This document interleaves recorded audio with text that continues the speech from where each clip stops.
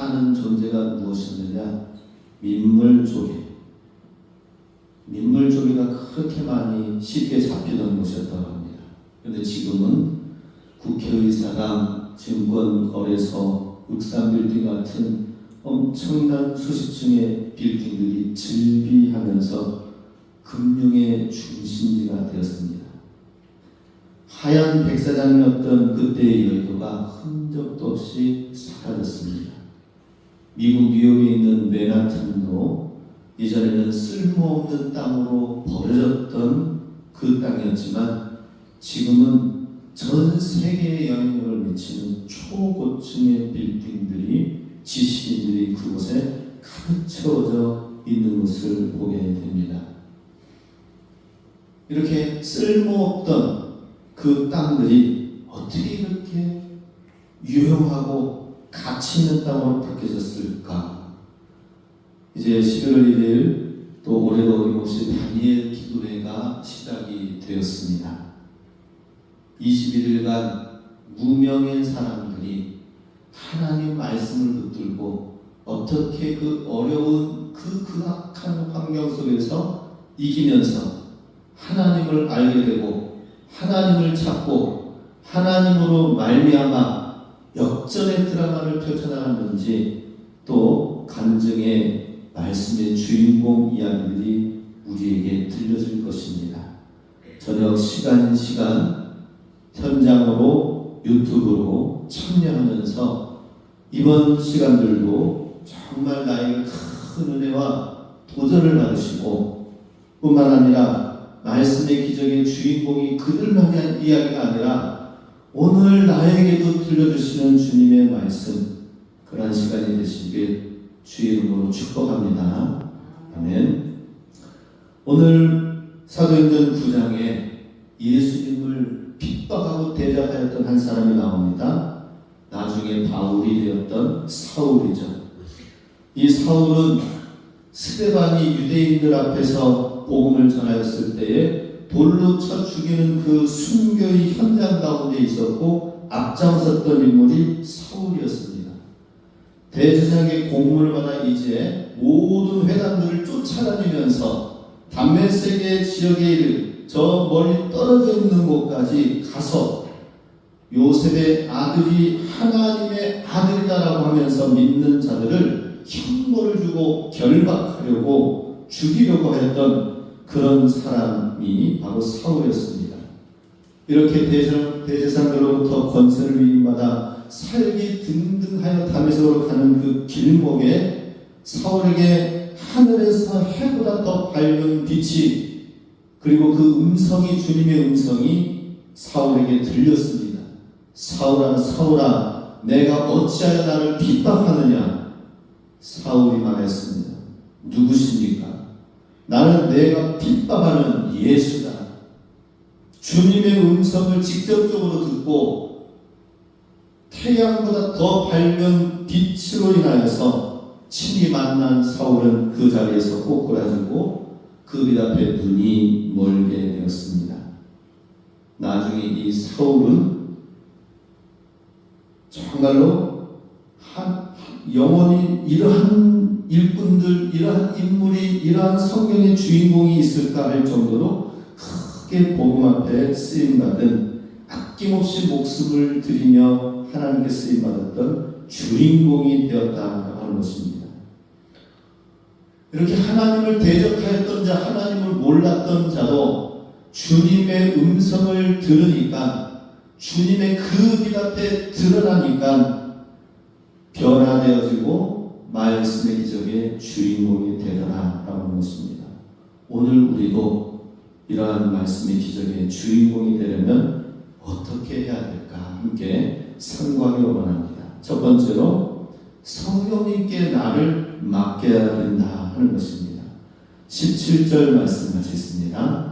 아나니아가 떠나 그 집에 들어가서 그에게 안수하여 이르되 형제 사울아 주곧 내가 오는 길에서 나타나셨던 예수께서 나를 보내어 너로 다시 보게 하시고 성령으로 충만하게 하신다 하니.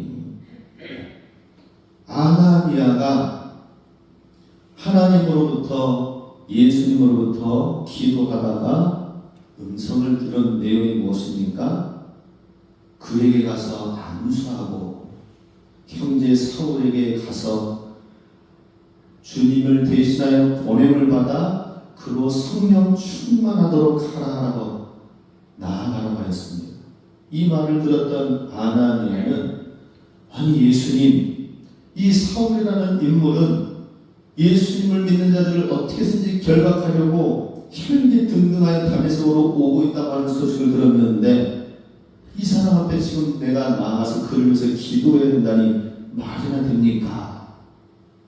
그런데 다시 주님이 말씀하십니다. 이 사울은 내가 이방을 위하여 택한 나의 그릇이다. 그에게 나아가라고 했습니다. 성령님과 교통하였던 아나니아가 모든 상황과 환경 속에서 말도 되지 않는 주님의 말씀을 듣고 그대로 따라 나갔습니다. 그리고 사울에게 가서 그대로 증거했습니다. 모든 상황을 성령님께 맡기고 사울에게 안수하여 예수께서 나를 보내어 너로 다시 보게 하시고 성령으로 충만하게 하신다라고 기도하고 선포하였을 때에 그대로 되었던 것을 보게 됩니다.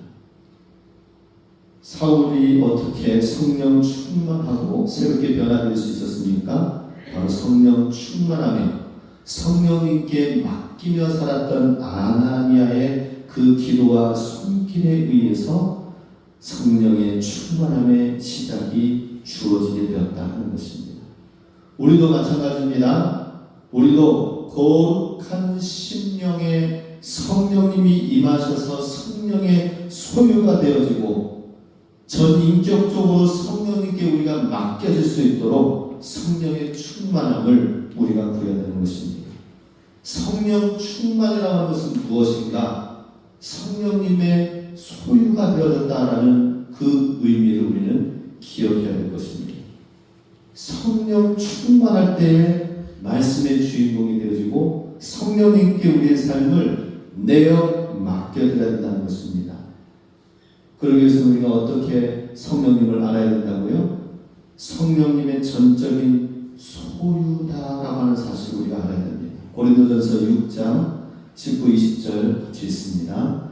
너희 몸은 너희가 하나님께로부터 받은 바 너희 가운데 계신 성령의 전인 줄을 알지 못하느냐? 너희는 너희의 것이 아니라 값으로 산 것이 되었으니 그런즉 너희 몸으로 하나님께 영광을 돌리라. 예수님을 믿는 우리를 무엇이라고 합니까? 너희는 알지 못하느냐? 너는 하나님의 성령의 전인 줄을 알지 못하느냐라고 말씀하십니다. 너희는 너희의 것이 아니다. 값으로 산 것이 되었으니 너희 몸으로 하나님께 영광을 돌리라. 너희 몸은 하나님의 것이다. 성령의 전이다. 성령님의 소유권을 우리가 고백하고 나아가야 할 것입니다.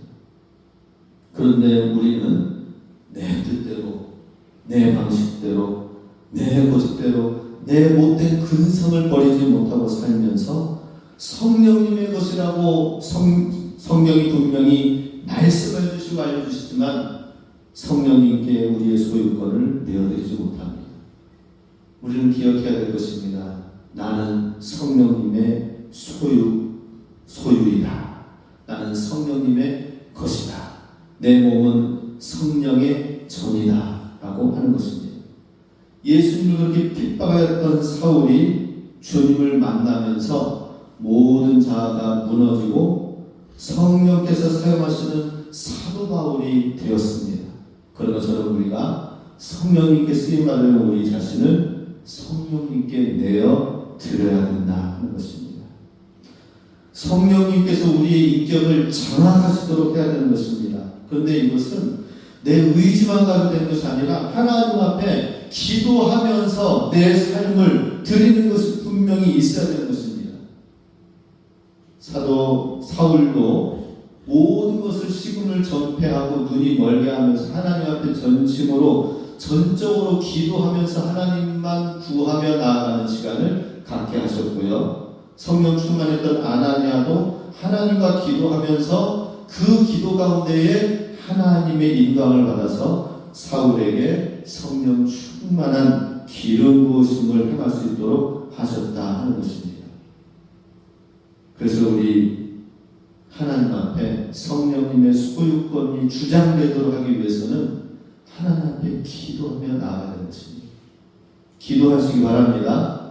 이 가을에 기도하면서 성령님이 내 안에 들어오시고 나를 주의 성령의 전 삼으셨다는 사실을 기억하고 주님께 내어 맡겨야 된다 하는 것입니다.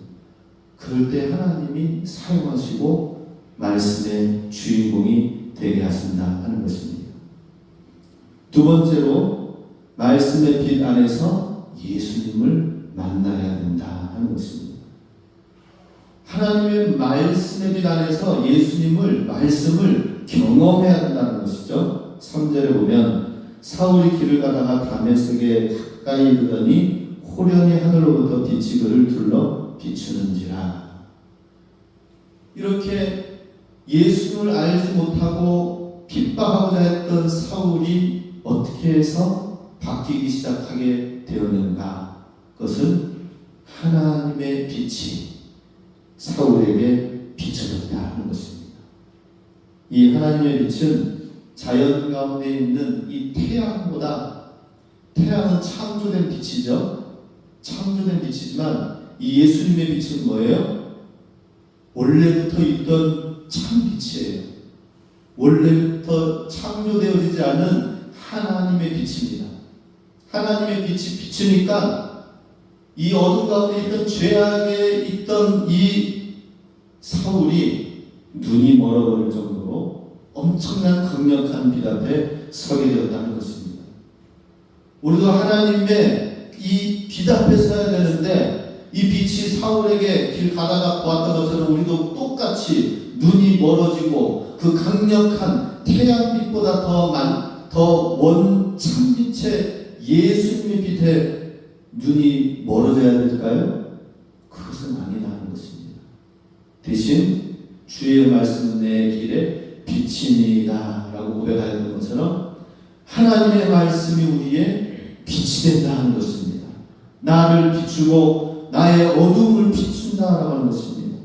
내 어둠을 비추면은 나 나름대로 교양 있게 살았는데요.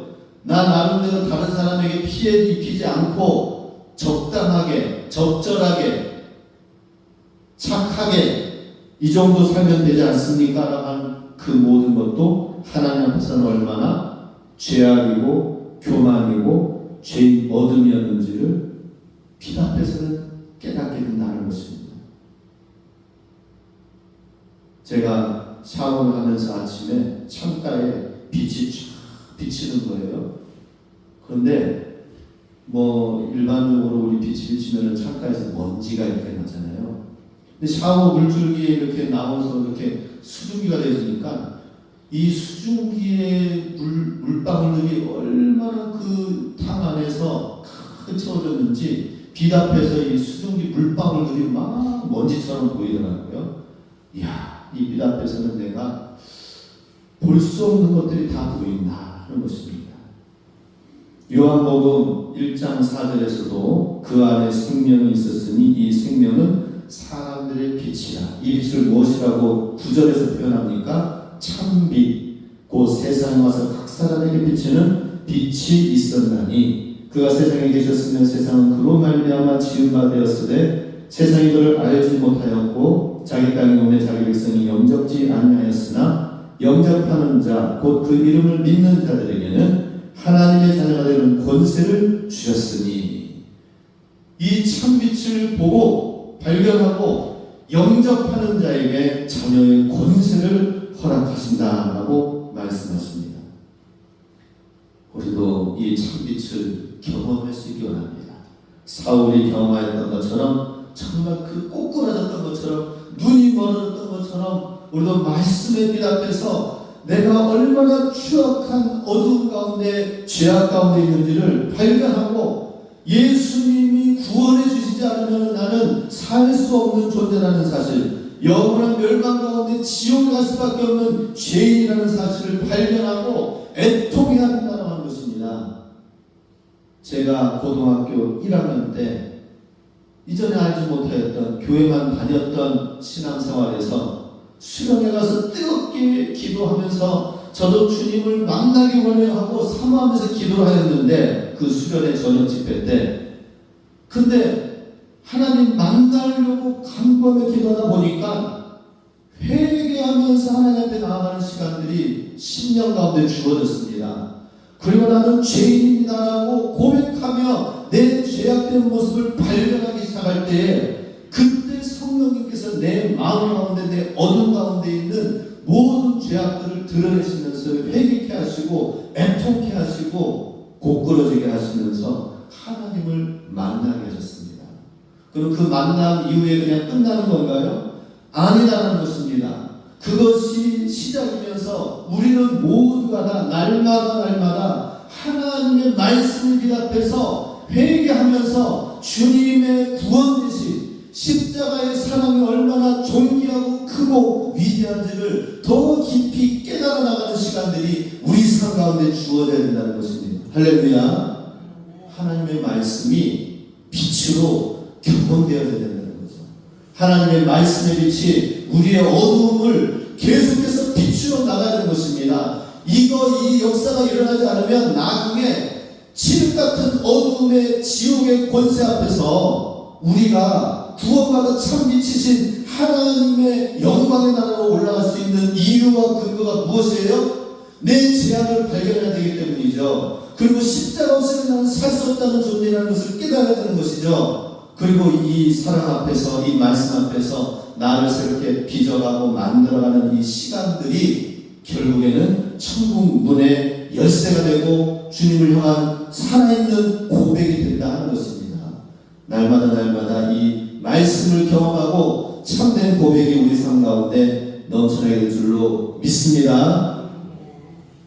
그래서 우리는 나는 특별히 이 말씀을 은혜 받았어 하고 말씀 받은 구절을 써놓기도 하고 성경책에 꽂기도 하고 줄을 쳐놓고 그러면서 말씀을 암송하기도 하지만, 사실은 뭐예요? 어쩌다가 한번 내게 주시는 말씀이 아니라, 오래 내게 주시는 말씀 성구 한 구절이 아니라 날마다 내 마음속에, 내 삶 속에 특별히 와닿는 그 말씀이 계속되어서 경험되어져야 된다는 것입니다. 하나님의 모든 말씀이 내 삶 속에 경험되어져야 된다는 것입니다. 모든 말씀, 특별한 성경 구절이 없어요. 작은 말씀 한 구절에도 내가 경험되어야 됩니다. 중요한 것은 내가 말씀에 순종하지 않기 때문이라는 것이죠. 작은 것이라도 순종하여 하나님 말씀을 들으며 나아가다면 그것이 참 빛이 되고 내 어둠을 가르고 내 삶을 변화시키는 원동력이 되는 것입니다. 그러면 하나님이 일하시고 하나님 우리를 쓰시는 그러한 존재가 된다는 것입니다. 하나님의 모든 말씀이 나에게 경험되는 말씀 되시기 바랍니다. 그런데 성경 말씀뿐만 아니라 이 단에서 선포되어지는 말씀이기도 하고, 뿐만 아니라 주의 종의 입에서 나오는 말씀으로 이번 주에 우리 청소 한번 열심히 합시다. 이번 주에 우리 전도합시다. 이번 주에 우리 가정을 위해서 기도합시다. 이번 우리가 기도로 보이시다라고 하면서 선포되어지는 주의 종의 입에 말씀이 나오는 것도 가볍게 여기지 마시기 바랍니다.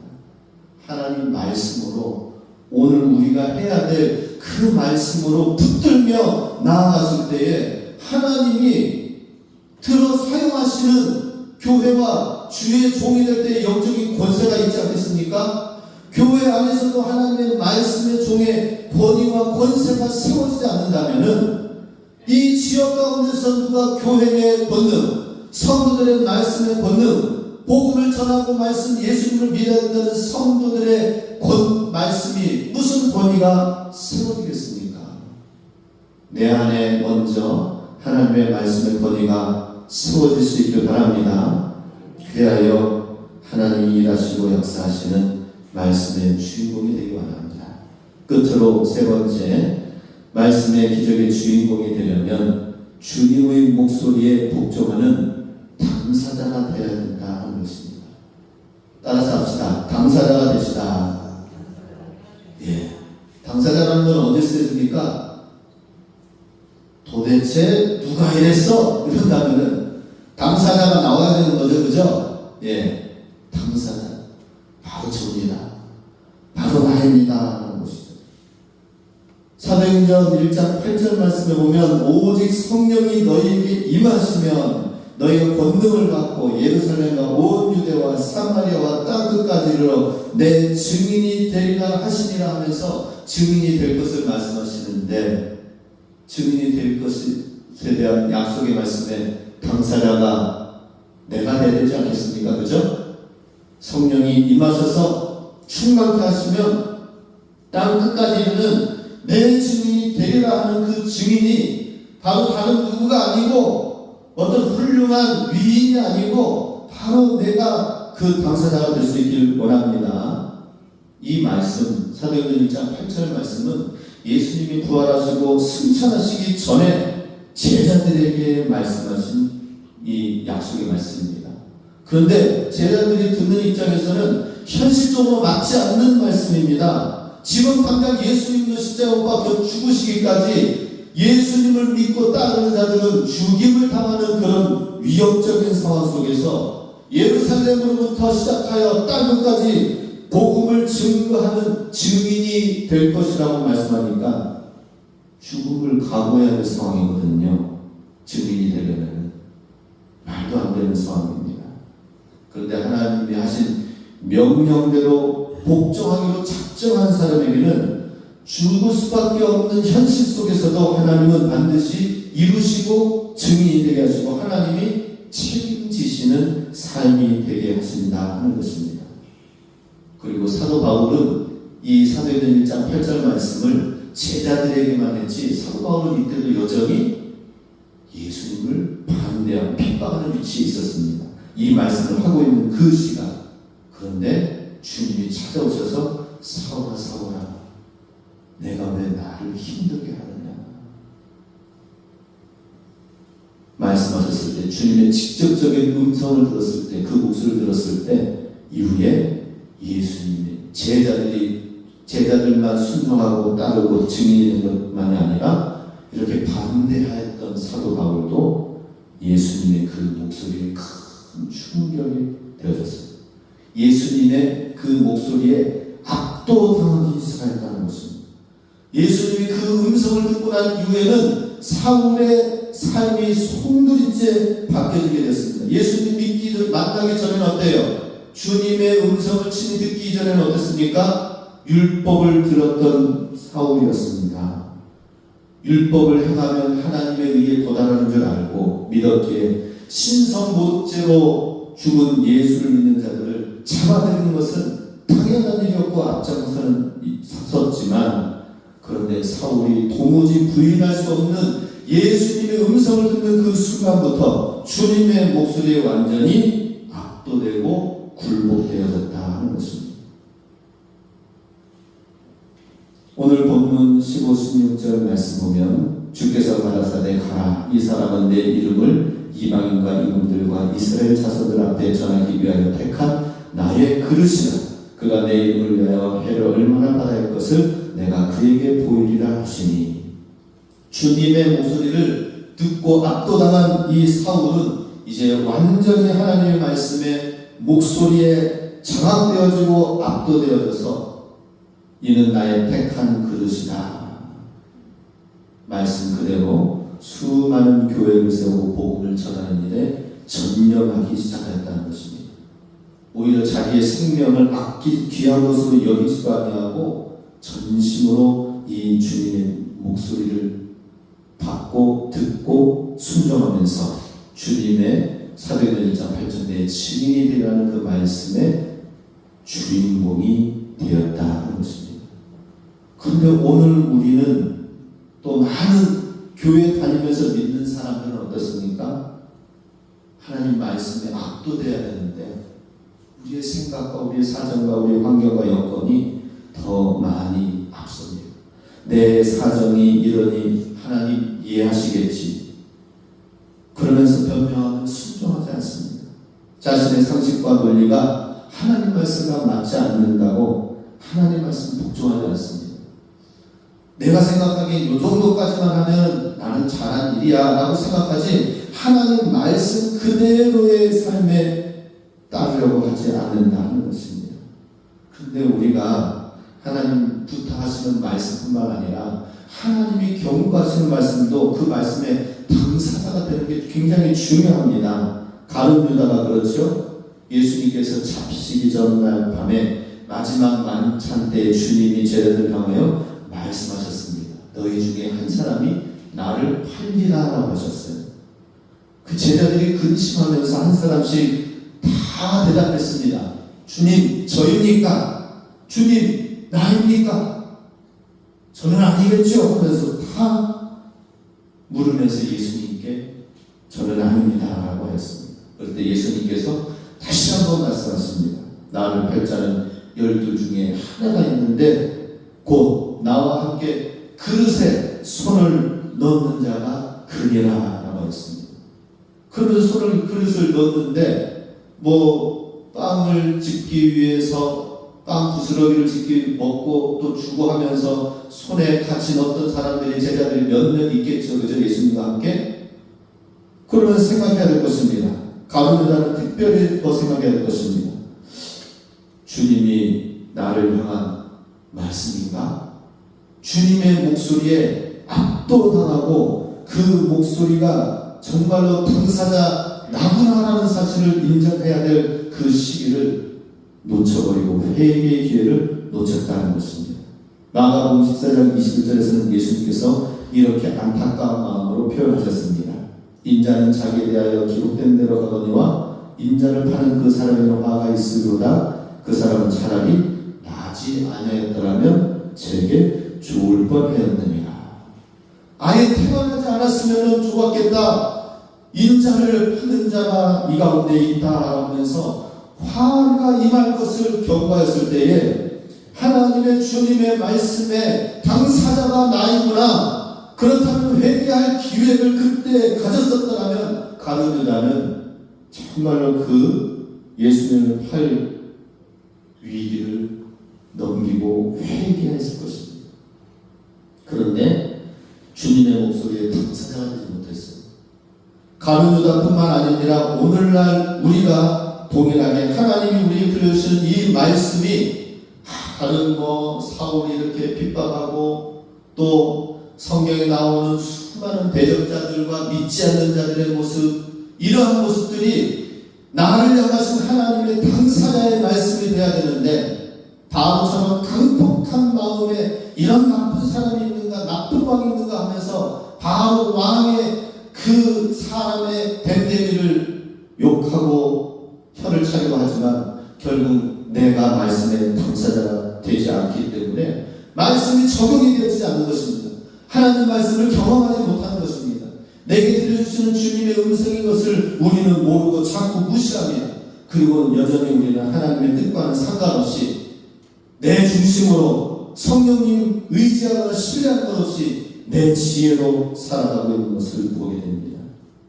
주님은 반드시 말씀이 당사자인 내가 되라고 말씀하십니다. 마태복음 7장 24절도 같이 있습니다. 그러므로 누구든지 나의 이 말을 듣고 행하는 자는 그 집을 반석 위에 지은 지혜로운 사람 같으니 비가 내리고 창수가 나고 바람이 불어 그 집에 부딪히되 무너지지 아니하나니 이는 주초를 반석 위에 놓은 연고요. 하나님 말씀을 당사자인 나로 받아들이고 나에게 주시는 말씀이구나 하고 받아들이는 자가 결국에는 그 집이 반석 위에 세워진 집이 되어서 오늘날 얼마나 많은 풍파가 임합니까? 삼성도 지금 어떻게 흔들릴지 알 수 없다고 지금 뉴스에 나오고 있어요. 300조 그것까지도 깨지는 게 아닌가. 지금 주가가 점점 하락되어 가고 있습니다. 지구 반대편에서는 지금 북한이 참전하는 우크라이나 러시아 전쟁이 일어나고 있어요. 그것이 우리와 상관이 없는 전쟁입니까? 우리가 살고 있는 이 시대는 어떻게 하면 언제 어떻게 금융의 위기가 일어나서 금리가 폭리가 될지 폭등하게 될지 알 수 없고 전쟁의 소용돌이에 들어갈지 알 수 없고 그 우리가 살고 있는 이 땅에서 농작물의 열매들이 어떤 기근이 날지 우리는 재앙, 기후, 환경 지역의 환경 속에 살고 있습니다. 그러나 중요한 것은 뭐예요? 우리가 말씀의 반석 위에 세워지는 자는 어떤 바람과 창수가 불어와서 그 집에 부딪혀도 무너지지 아니하나니 그 기초를 반석 위에 세웁니다 라고 말씀하십니다. 하나님이 사용하시는 자, 그 사람은 정말 하나님의 말씀이 당사자가 되어서 회개하고 돌이키고 또 주님만 맡겨주신 그 사명을 우리가 받고 들으면서 나의 말씀으로 받아들이는 내가의 말씀을 받아들이는 자에게 주님은 말씀의 주인공이 된다 하는 것입니다. 사도 바울은 끝으로 주님의 목소리를 듣고 나의 증인이 되리라 땅 끝까지 이르러 갈 것이라는 그 말씀을 받아들이고 예루살렘으로 가는 그 길이 굉장히 수많은 위기와 어려움이 있다고 주변에서 제자들이 얘기를 하면서 만류하지만 그러나 목숨보다 더 큰 것이 바울에게 무엇입니까? 주님의 목소리였습니다. 그래서 이렇게 다메섹 도상에서 주님의 목소리를 듣고 변화된 사도 바울은 목숨보다 더 큰 것이 주님의 목소리였기 때문에 이렇게 고백하였습니다. 사도행전 20장 22절에서 24절 마지막으로 같이 있습니다. 보라 이제 나는 심령의 매임을 받아 예루살렘으로 가는데 저기서 무슨 일을 만날는지 알지 못하노라. 오직 성령이 각성해서 내게 증거하여 결박과 환난이 나를 기다린다 하시나 나의 달려갈 길과 주 예수께 받은 사명 곧 하나님의 은혜의 복음 증거하는 일을 마치려 하면은 나의 생명을 조금도 귀한 것으로 여기지 아니하노라. 우리 주님의 목소리가 더 컸어요. 사도 바울에게 있어서는 자기의 생명보다 주님의 목소리가 더 압도적이었습니다. 우리도 나의 생명보다 주님의 목소리가 더 크게 들려서 순종하며 나가는 자에게 주님이 그 말씀의 주인공이 되게 해주시는 놀라운 축복을 우리 모두가 다 이루시고 누리시길, 영광 누리시길 주 이름으로 축복합니다. 아멘. 기도하시겠습니다. 우리 함께 합심해서 기도합니다. 주여 나를 주의 말씀의 기적의 주인공이 되게 하여 주시옵소서. 이를 위해서 오늘 함께 말씀 나눴던 것처럼 성령님께 나를 맡기게 하여 주시옵소서. 참 미치신 예수님을 말씀 안에서 경험적으로 알아가게 하여 주시옵소서. 주님 목소리에 복종하는 당사자가 되게 하여 주시옵소서. 우리 주여 사랑을 기도하겠습니다.